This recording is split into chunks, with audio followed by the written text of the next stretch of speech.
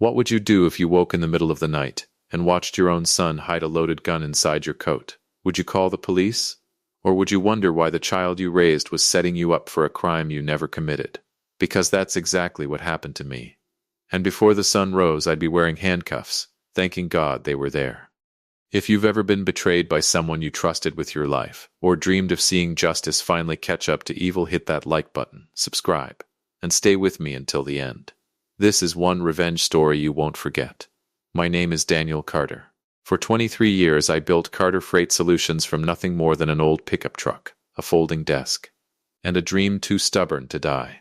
Now we manage dozens of trucks, employed nearly 100 people, and earned the respect of everyone in the industry. Or so I believed. At home, life felt complete. My wife, Emily, had the rare ability to calm any storm with a single smile. Our 19-year-old son, Ethan, was hardworking, respectful, and the kind of young man every father secretly hoped his son would become. Then there was Victor Hayes. If someone had asked me to describe him that week, I would have called him my brother. We met in our 20s loading furniture into rental trucks for wages barely enough to cover petrol and cheap dinners. Together we survived broken engines, impossible customers, freezing winters, and countless nights wondering if we'd ever escape poverty. When we finally launched our own company, I trusted Victor with every financial record we owned. More importantly, I trusted him with my family. He stood beside me at my wedding. He held Ethan the day he was born. He taught my son how to drive before I ever dared hand over the keys. That's why what happened next shattered more than my business. It destroyed 23 years of friendship. Looking back, the warning signs had been there. Tiny, almost invisible. At dinner that Wednesday evening, Ethan barely touched his food. His hands trembled every time Victor's name entered the conversation. "You really trust Uncle Victor that much?" he asked quietly. I laughed. With my life. The color drained from my son's face. For one painful second, he looked like he wanted to tell me something. Instead, he forced a weak smile, stood from the table, and whispered, "Get some sleep tonight, Dad." I smiled back. I had no idea those would be the last innocent words I'd hear before my entire world exploded. That night, something felt wrong. Not the kind of feeling you can explain. It was deeper than logic, heavier than fear. Like my instincts were pounding on the inside of my ribs, begging me to pay attention before it was too late. Victor stayed longer than usual after our weekly business meeting. He swirled the amber whiskey in his glass, smiling with the same effortless charm I'd trusted for over 2 decades. "You look exhausted, Danny," he said casually. "You've been working too hard." I rubbed my temples. "The Meridian account has been giving me headaches." Victor chuckled. "Forget the paperwork. Get some sleep. Tomorrow's a big day." There was something strange about the way he said it. Not threatening. Almost encouraging. As though he desperately wanted me unconscious. After he left, Emily kissed me goodnight and returned to her novel downstairs. I climbed into bed, but sleep never came. The ceiling fan spun lazy circles above me while silence settled over the house. Then, 11:43 p.m., the front door opened, slowly, no creak, no slam. Whoever entered knew exactly how to avoid making noise. Footsteps climbed the staircase. Soft, measured, they skipped the 4th step, the only one that squeaked. Only 3 people knew about that step. Emily, me, and Ethan. My heartbeat slowed instead of racing. Fear has a strange way of doing that. Your body becomes so focused that every breath feels deliberate. The bedroom door eased open barely an inch. I kept my eyes closed, my breathing steady, pretending to be asleep. I sensed someone standing in the darkness, watching me. 1 second. 5 seconds. 10. The silence was unbearable. Finally, the figure backed away. The door closed without a sound. Instead of leaving, the footsteps stopped outside the hallway coat closet. A faint rustle of fabric. Metal brushed against wool. Then came another sound, barely louder than a whisper. Ethan's voice. "It's done." A pause. Then, "Call the police first thing in the morning." The words slammed into my chest harder than any punch I'd ever taken. My own son had just hidden something inside my coat and wanted the police involved. I didn't move for nearly 15 minutes. Every nerve in my body screamed at me to jump out of bed, to chase him, to demand answers, but something told me not to. When I finally heard his car disappear down the street, I forced myself to stand. My legs felt strangely weak as I walked toward the closet. Every step felt like I was walking towards a verdict. I slipped my hand into the pocket of my dark overcoat. Cold steel met my fingers. I slowly pulled it free. A handgun. Loaded. My stomach twisted. Beneath it, another object. A passport. I opened it. The photograph was mine, but the name wasn't. It read, Michael Donovan. I stared at it in disbelief. In that moment, I became certain of only one thing. By sunrise, someone wanted the world to believe I was a criminal. I didn't sleep. How could I? The loaded handgun lay on my study desk beside the fake passport, both illuminated by the dim yellow glow of an old lamp. They looked ordinary enough, but I knew they had the power to destroy everything I'd spent 23 years building. My hands weren't shaking. They were trembling. That terrified me more than the gun. I'd negotiated million-pound contracts with ruthless businessmen without breaking a sweat. I'd stared down bankruptcy twice in my 20s and never flinched. But this was different. This was my own son. My phone suddenly buzzed. Ethan, you still awake, Dad? I stared at the screen. Why would he text me after what I'd just witnessed? I typed slowly. Yeah, couldn't sleep. The typing bubble appeared almost instantly. Just checking on you. Love you, old man. Those 4 words hit harder than any accusation. Love you. How could someone who loved me plant a gun in my coat? Nothing made sense anymore. I spent the next few hours replaying every conversation we'd had over the past month. Every strange look. Every awkward silence. Every question about Victor. Had I missed something? Or had my own family been lying to me all along? At exactly 4:18 a.m., headlights swept across my study window. A car pulled into the driveway. Seconds later, a soft knock echoed through the front door. I opened it to find Emily's older sister Grace standing on the porch. She looked exhausted. Her eyes were swollen from crying, and tucked tightly beneath her arm was a thick blue folder. The kind of folder that carries enough paper to ruin lives. Grace? I whispered. It's nearly dawn. I know. Her voice cracked. Is Emily awake? No. Good. She glanced nervously toward the street before stepping inside. You need to read this before the police arrive. My stomach dropped. The police? She nodded. They're coming. I stared at her. What are you talking about? Instead of answering, she opened the folder across my dining table. Bank statements, transfer receipts, financial reports, hundreds of pages. One figure appeared again and again, 620,000. Money had been siphoned from Carter Freight Solutions over the last 14 months through a maze of shell companies. Every transfer, every approval, every signature appeared to bear my name. I froze. They're forged, I whispered. Grace nodded slowly. We know. My throat tightened. Victor. It was Victor. The room suddenly felt smaller. The walls closed in. Every memory I'd shared with my best friend now felt poisoned. Then Grace looked me directly in the eyes. Her next sentence stopped my heart. Ethan didn't plant that evidence to destroy you, Daniel. She swallowed hard. He planted it because it's the only way he knew to keep you alive. I could only stare. Because suddenly, everything I thought I knew about my son was beginning to crumble. I didn't sleep. How could I? The loaded handgun lay on my study desk beside the fake passport, both illuminated by the dim yellow glow of an old lamp. They looked ordinary enough, but I knew they had the power to destroy everything I'd spent 23 years building. My hands weren't shaking. They were trembling. That terrified me more than the gun. I'd negotiated million-pound contracts with ruthless businessmen without breaking a sweat. I'd stared down bankruptcy twice in my 20s and never flinched. But this was different. This was my own son. My phone suddenly buzzed. Ethan, you still awake, Dad? I stared at the screen. Why would he text me after what I'd just witnessed? I typed slowly. Yeah, couldn't sleep. The typing bubble appeared almost instantly. Just checking on you. Love you, old man. Those 4 words hit harder than any accusation. Love you. How could someone who loved me plant a gun in my coat? Nothing made sense anymore. I spent the next few hours replaying every conversation we'd had over the past month. Every strange look. Every awkward silence. Every question about Victor. Had I missed something? Or had my own family been lying to me all along? At exactly 4:18 a.m., Headlights swept across my study window. A car pulled into the driveway. Seconds later, a soft knock echoed through the front door. I opened it to find Emily's older sister, Grace, standing on the porch. She looked exhausted. Her eyes were swollen from crying, and tucked tightly beneath her arm was a thick blue folder, the kind of folder that carries enough paper to ruin lives. "Grace?" I whispered. "It's nearly dawn." "I know." Her voice cracked.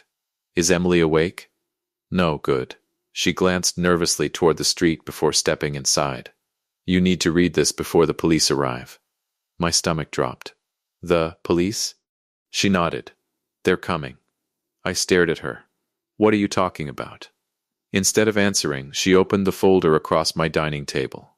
Bank statements, transfer receipts, financial reports, hundreds of pages. One figure appeared again and again. 620,000. Money had been siphoned from Carter Freight Solutions over the last 14 months through a maze of shell companies. Every transfer, every approval, every signature appeared to bear my name. I froze. "They're forged," I whispered. Grace nodded slowly. "We know." My throat tightened. Victor. It was Victor. The room suddenly felt smaller. The walls closed in. Every memory I'd shared with my best friend now felt poisoned. Then Grace looked me directly in the eyes. Her next sentence stopped my heart. "Ethan didn't plant that evidence to destroy you, Daniel." She swallowed hard. "He planted it because it's the only way he knew to keep you alive." I could only stare. Because suddenly, everything I thought I knew about my son was beginning to crumble. My entire world had turned upside down.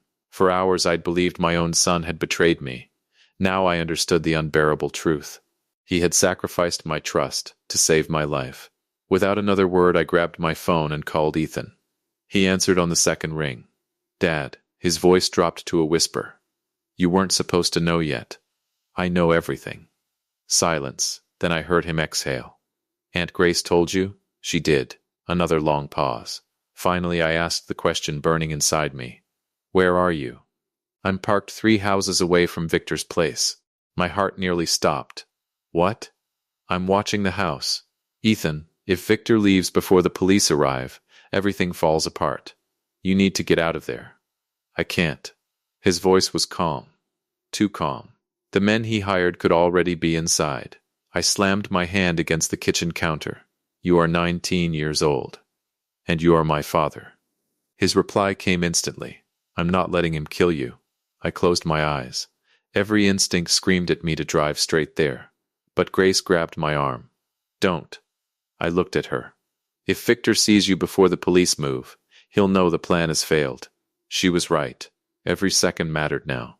"I've got another plan," I told Ethan. "I'm coming to you." Before he could argue, I ended the call.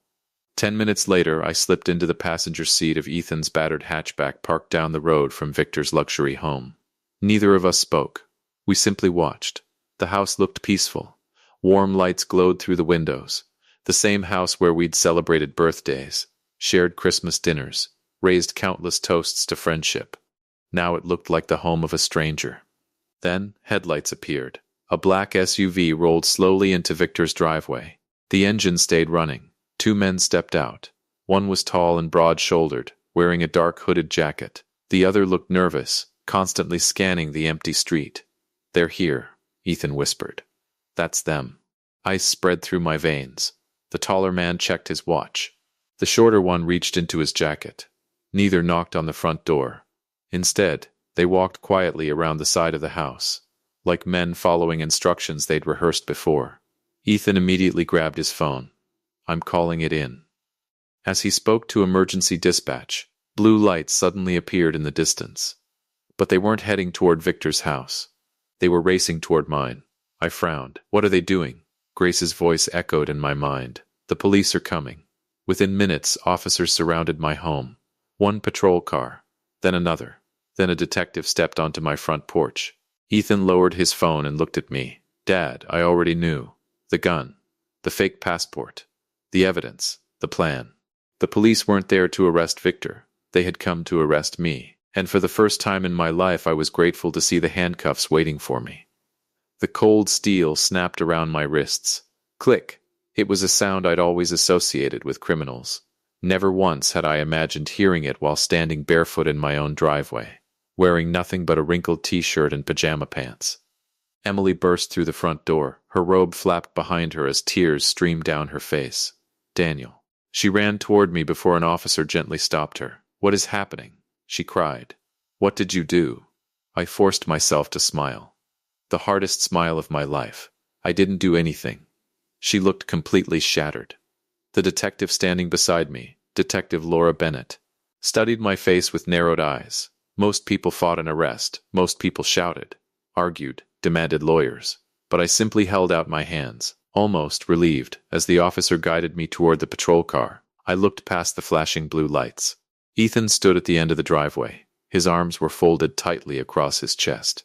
His face showed nothing. No tears. No panic. Just determination. I caught his eye. For a brief second, he nodded. A tiny movement. Barely noticeable. But it told me everything. "Trust me, Dad." I climbed into the back seat without resistance. The door slammed shut. Inside the patrol car, Detective Bennett turned toward me. "I've been doing this 18 years, she said. "I've never seen anyone thank officers for arresting them." I looked through the window toward my home. "Because this arrest just saved my life." Her eyebrows lifted. "What exactly does that mean?"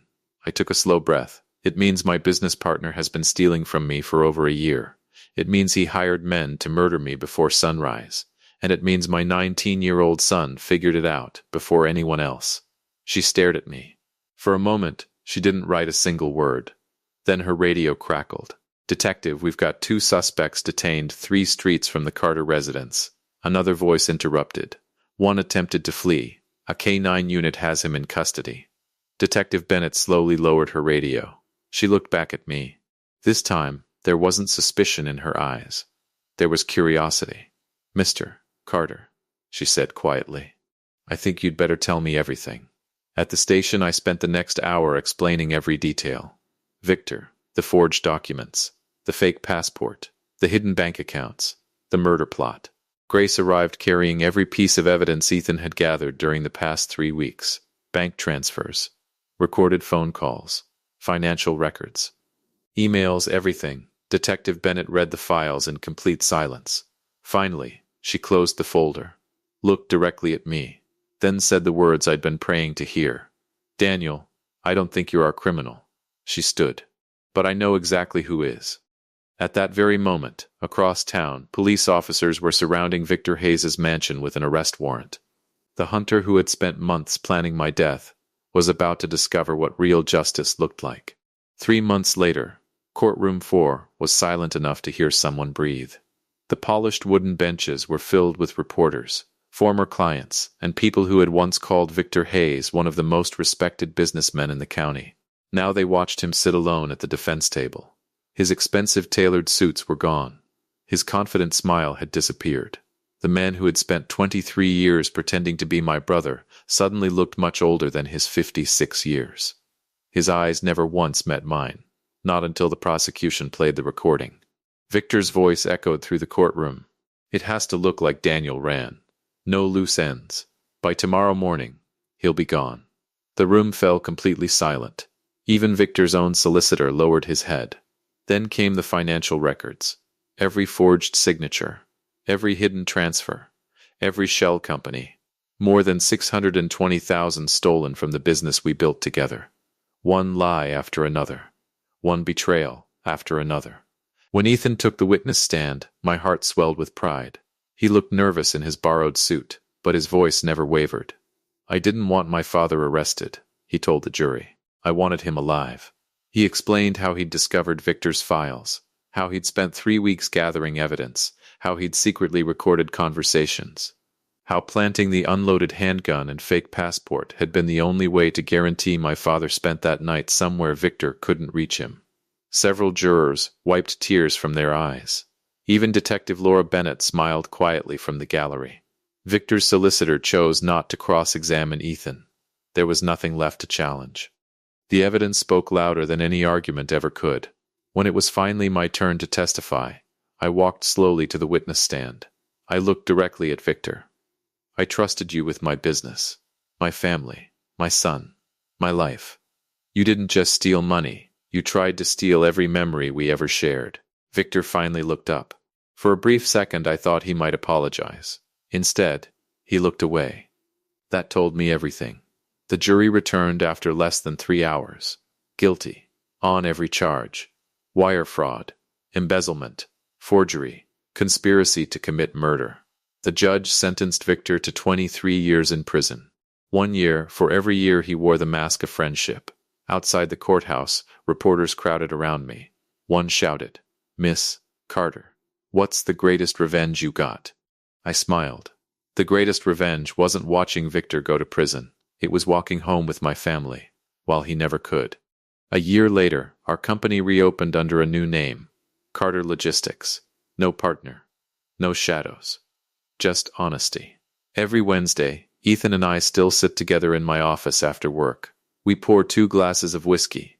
We remember the night I thought my son had betrayed me, only to realize he'd become the bravest man I'd ever known. Sometimes justice doesn't arrive wearing a cape. Sometimes it arrives wearing handcuffs. If this story kept you on the edge of your seat, don't forget to smash that like button, subscribe, and turn on notifications for more unforgettable revenge stories every week. And tell me in the comments, what would you have done if you found a gun hidden in your own coat by someone you loved? Until next time, remember this: karma may be patient, but it never forgets.